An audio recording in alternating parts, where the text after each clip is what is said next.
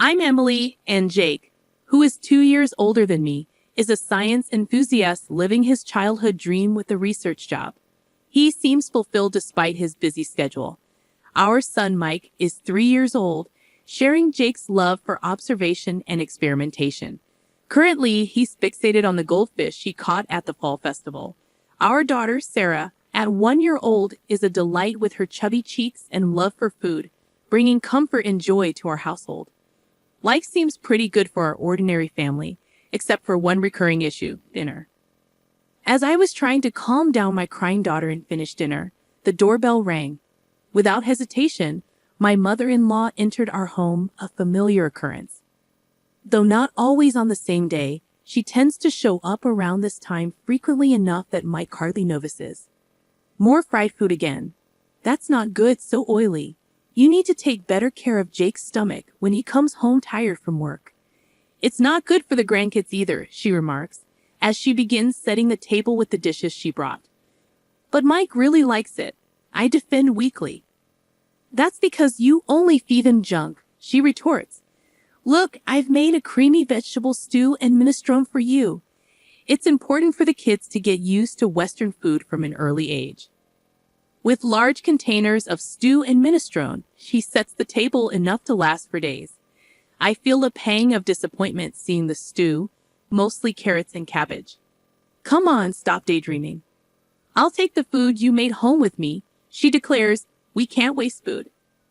This routine has become all too familiar.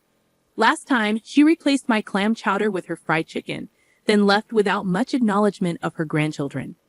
As she leaves, my son's sad face tugs at my heartstrings. Don't worry, there's a little bit of meat left, I reassure him, but inside, I'm frustrated. This intrusion has become unbearable over the past year, her unannounced visits during dinner prep time, her criticisms, and now taking our food home with her. I can't imagine her, living alone since my father-in-law passed away, consuming all 3 servings. She's probably throwing it away.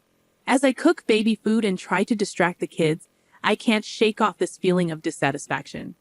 Growing up in a family that owned a restaurant, I learned to cook from my dad, and I'm confident in my culinary skills. It's frustrating to have them negated by her overly sweet cream stew. But with Mike in the picture, I've struggled to stand up to her. Jake arrives home after the kids have gone to sleep, making a face at the sight of dinner, realizing that only Mike's share of fried chicken remains. I serve Jake a large platter of the cream stew, feeling resigned to the fact that it's what my mother-in-law always brings over. What can I do? If you don't like it, you tell her. I mutter, hoping for some support. Yeah, I guess, Jake replies, poking at the stew without much enthusiasm. He's always been non-committal, especially when it comes to confronting his mother. She shows up without considering Sarah's nap time, and even takes away Mike's favorite foods right in front of him. Well, she's lonely since Dad died, Jake offers, as if it's an excuse. That was 2 years ago. How much longer do I have to put up with this? I vent, feeling exasperated. Jake is usually reliable, but he avoids confrontation when his mother is involved. Another pointless conversation passes, and I let out a deep sigh. The only silver lining is that she hasn't suggested moving in yet. But then, tired of the same old routine, my mother-in-law says something unexpected during her usual dinner drop-in. As usual, Emily, this Christmas everyone's gathering at our place, she announces, her tone arrogant as ever. What? After your father passed away last year, we couldn't really do anything, right? I protest, feeling skeptical about her sudden change of heart.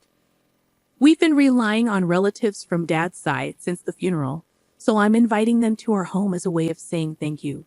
She explains, as if it's the most natural thing in the world. Sounds exhausting. I reply, my enthusiasm lacking. I wonder how she plans to host people, especially when we've always gathered at her brother-in-law's or her own childhood home for Christmas and family reunions. She frowns at me, treating me as if I'm beneath her. You're not just a bystander here. You'll be helping too, she declares, expecting my compliance. What? Come over on the 24th and help clean up, she orders, stunning me with her audacity. Before I can object, she suggests using a baby carrier for Sarah, as if it's a simple solution. But you're also in charge of the full-course Christmas meal. Don't you dare repackage store-bought food or cook anything that tastes bad. I don't want to be embarrassed, she warns, leaving me speechless. You can't be serious, I murmur, feeling overwhelmed by her demands. I'm thinking of inviting your dad's relatives on one day and my sister's family and our daughter on another. My mother-in-law muses, her tone suggesting a busy holiday ahead. Despite her complaints, I sense a happy aura emanating from her. Hold on, the one who's going to be busy is me, not you, she adds, reminding me of my duties as the daughter-in-law of this family's eldest son. Do your duty properly, Elle, she concludes, satisfied with her instructions, before leaving the meatloaf and heading out, leaving me stunned and my surprised son behind. She doesn't forget to pack the shrimp gratin that just needs to be baked. That night, when I tell Jake about it, he's as bewildered as I am. What? She's planning a party from Christmas Eve, inviting Dad's side of the family when he's not here. I express my frustration, finally losing my temper at Jake's predictable response. His face turns to an unmistakable uh-oh as he goes silent, realizing that this time, it's too much. All right, I'll handle the cleaning and entertaining the relatives. He resigns, his proposal giving me some direction. Really? I'm surprised by Jake's sudden cooperation, finding some relief in his willingness to help. But can you still cook the full-course Christmas meal? He asks, hoping to preserve his mother's reputation intact. Just for this year, let's keep Mom's reputation intact. Plus, everyone in the family loves your cooking, he pleads, staring at the meatloaf left by his mother. It's hard to say no after making a concession. Fine, just for this year. I agree reluctantly, preparing myself mentally for the task ahead. When I inform my mother-in-law that Jake will stay over to help with cleaning, she makes a displeased face, questioning my decision to let the man of the house do such tasks. However, she seems reasonably satisfied seeing Jake bustling around at his parents' home for my sake. And then comes Christmas lunchtime. Emily, is the corn soup ready? Jake asks. I'm preparing the croutons now, I respond, scurrying around the kitchen to get everything ready. You're so inefficient. I'll bring the food myself, my mother-in-law declares, taking over. I'm sorry if you're going to complain, but try preparing a meal for 20 people. It's really, truly exhausting, I lament, finally taking a seat at the party. Jake seems to have put our daughter down for a nap in another room. Though preparing a full-course Christmas meal for 20 people was challenging, it feels good to see everyone enjoying my cooking. However, that feeling of satisfaction doesn't last long. This quiche looks so beautiful. It's like something you'd buy. Someone comments. Thank you, I respond, brushing off the flattery. This carrot slaw is perfectly balanced with the vinegar. The orange scent really freshens up your mouth. Another compliments. That's because Christmas meals tend to be rich, so I made it a bit more acidic, I explained, trying to keep the conversation light. But something's off. Every time someone tries to compliment my Christmas cooking, my mother-in-law interrupts. Something is not right. I realize as the source of this awkwardness is revealed by Sophia, father-in-law's sister. Emily, mother-in-law, is such a great cook, isn't she? Sophie remarks. Excuse me? I respond, confused and dumbfounded. Unperturbed, Chatterbox Sophia continues her story. Did Olivia make this entire Christmas feast? That's amazing. I haven't cooked a full-course Christmas meal in ages. I was going to leave it to my daughter-in-law, but she's absolutely terrible in the kitchen, and she never comes by, even when I offer to teach her. What? I'm left puzzled as mother-in-law talks about struggles she's never faced, as if they're a given. Oh, Emily, you should really take after Olivia while she's still well. Jake might miss the taste of home sometimes, you know? The way to a man's heart is through his stomach, Daniel, a relative hanging around, remarks, seemingly mocking me. While mother-in-law smiles and feigns humility, I'm left astonished. As I stand there, she mouths, go along with it. Apparently, she's been claiming all my dishes, including the Christmas feast, as her own and sharing them with the family. Now she wants me to be complicit in her lie. No way, especially after she's been criticizing my cooking all this time. I want to speak out, but I'm overwhelmed by the crowd, finding myself speechless. My savior turns out to be my son. Mom's omelet is really tasty. It looks different than usual, but your omelets are always good. His high-pitched voice echoes through the room, silencing the noisy adults. Oh, Mike, this is actually a dish your grandmother made. Sophia tries to cover for my son, probably out of kindness. But my son responds astonished. Huh? But it's tasty, so it's got to be Mom's omelet. Grandma's omelet is super sweet and gritty. It doesn't taste good, he passionately insists, gesticulating wildly, leaving the adults exchanging puzzled glances. Of course, my mother-in-law panics. Emily, don't teach the child to lie, she chides. But I can't hold back. Excuse me? Who's the one lying here? Mom, am I a liar? Mike looks up at me, his face full of insecurity. That's when I feel my blood boil. I've put up with my mother-in-law because she's Jake's mom and Mike's grandmother, but a grandmother who turns her grandson into a liar just to save face is nothing but evil. If she's going to make my child a liar, I'll become a demon if I have to. Taking a deep breath, I straighten my back. Mike is not a liar. The one lying here is you, Grandma, I declare, shocking everyone, including myself. Standing up, I point dramatically at the table. I made this entire Christmas feast, including the corn soup, everything from start to finish. Naturally, the room erupts. My flustered mother-in-law begins to panic and yell. Wait, Emily, you've been lying this whole time. Have you lost your mind? I'm not lying, I assert firmly. Sophia, you said you got the pork belly stew from Grandma, right? Sophia, now pulled into this, looks up at me surprised. Ah, yes, it was delicious. I made that too, huh? You're terrible, stealing credit for Jake's mom's cooking and trying to set her up.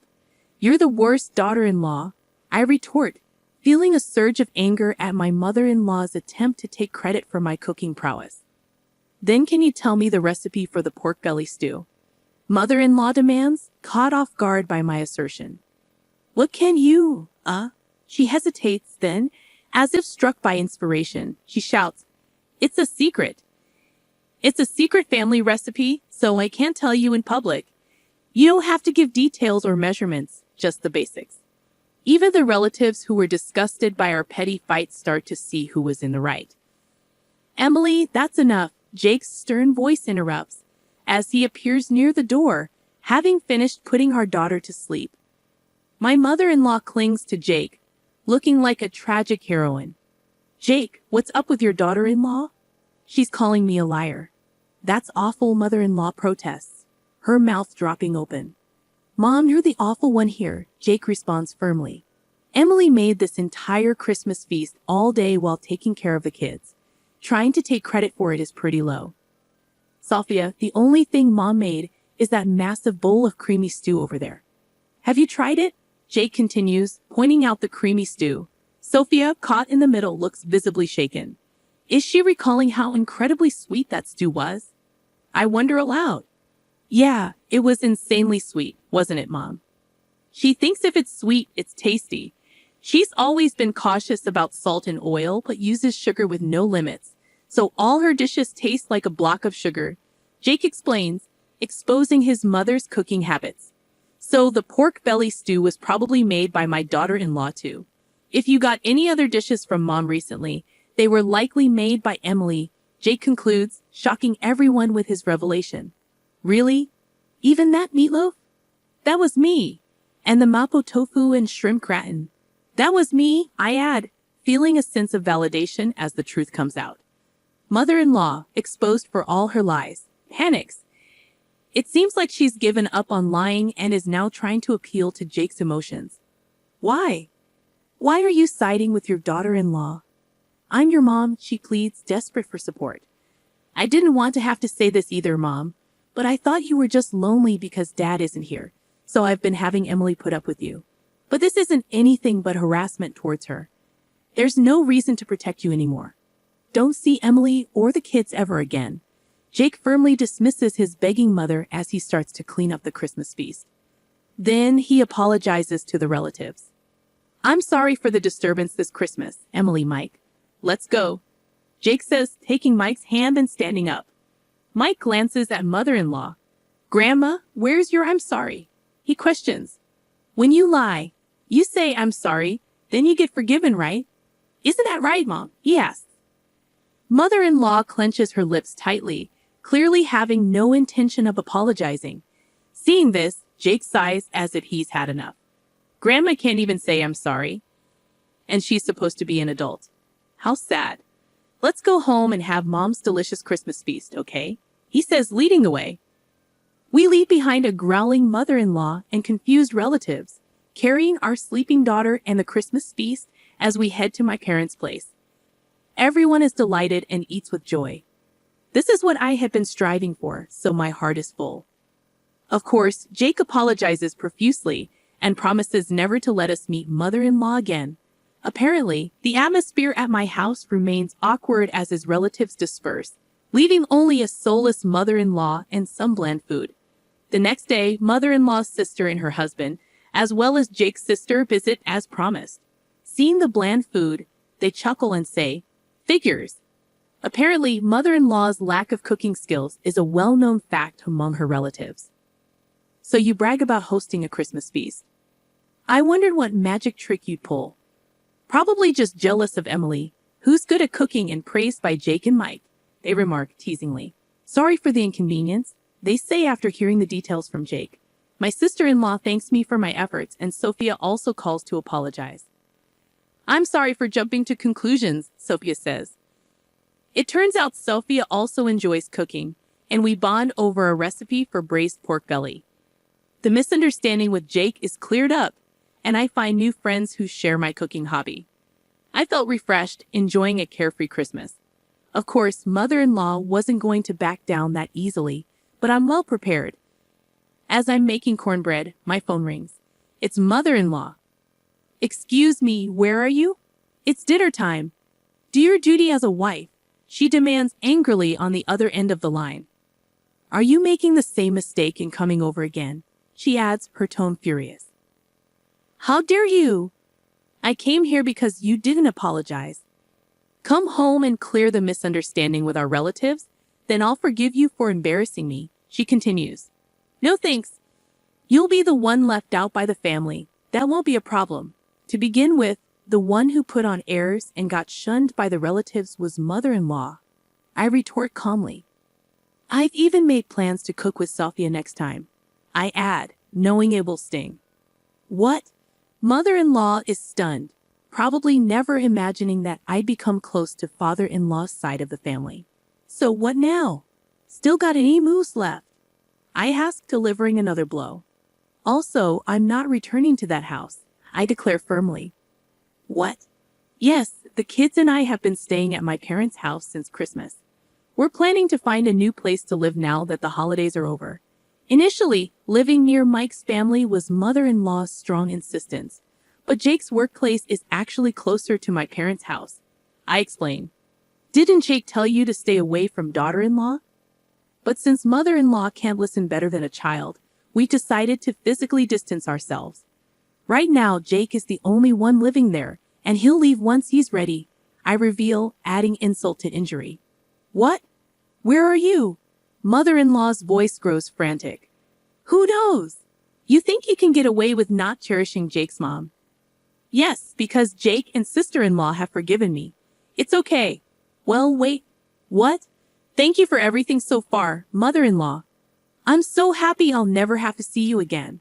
Goodbye, I say, ending the call with a laugh and blocking her number to ensure I never have to hear her voice again.